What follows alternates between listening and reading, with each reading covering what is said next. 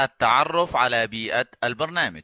تتألف شاشة برنامج مايكروسوفت فيجوال ستوديو 2008 من المكونات التالية. أولا في الأعلى يقع شريط العنوان وبه اسم السوليوشن الحالي تيست 1، وسابقا كان يطلق عليه مجموعة المشاريع، أما الآن فيطلق عليه اسم السوليوشن، وهو عبارة عن عدة مشاريع يمكن تخزينها في حل وحيد يكون باسم واحد، مثلا تيست 1.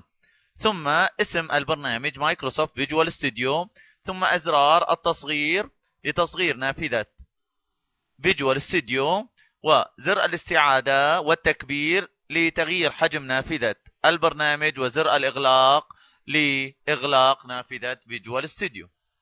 ثم تحت شريط العنوان يقع شريط القوائم، وبه القوائم المختلفة في البرنامج، ومنها قائمة فايل، وبها العديد من الأوامر التي تمكنك من إنشاء مشروع جديد أو فتح مشروع أو إغلاق مشروع أو عمليات التخزين والخروج. ثم قائمة تحرير لإجراء عمليات التحرير المختلفة. ثم قائمة فيو، وهي قائمة العرض التي تمكنك من عرض العناصر المختلفة، نافذة الكود أو نافذة التصميم أو نافذة مستكشف الحل أو نافذة مستعرض الكائنات وغيرها من أشرطة الأدوات. ثم نافذة المشروع لتتمكن من إضافة العناصر المختلفة للمشروع. ثم نافذة البناء لبناء المشروع أو إعادة بنائه أو عملية التنظيف للمشروع أو نشر المشروع أو السوليوشن. ثم نافذة التصحيح أو الديباج. ثم نافذة الداتا أو البيانات، ونافذة أو قائمة فورمات التي تمكنك من تغيير التنسيقات المختلفة وعمليات المحاذاة للعناصر وتغيير ترتيبها وغيره. ثم نافذة الأدوات أو قائمة الأدوات التي تحتوي على أهم الأدوات والاختيارات الخاصة بالبرنامج.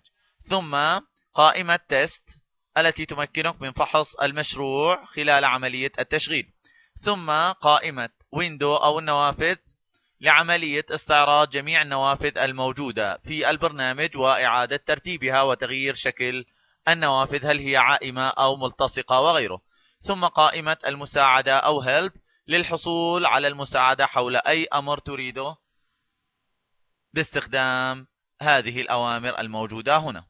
ثم تحت شريط القوائم تقع أشرطة الأدوات المختلفة، ومنها شريط الأدوات القياسي هنا. ثم يظهر في الجانب الأيسر، لاحظ هنا نافذة الأدوات تول بوكس، وبها جميع الأدوات مرتبة حسب فئات All Window Forms. ولاحظ هنا تظهر كل نماذج النوافذ، وكذلك العناصر أو عناصر التحكم العامة والكونتينرز، أي تظهر بها جميع الأدوات التي يمكنك استخدامها ضمن البرنامج. وفي الجهة الوسطى يمكنك الوصول إلى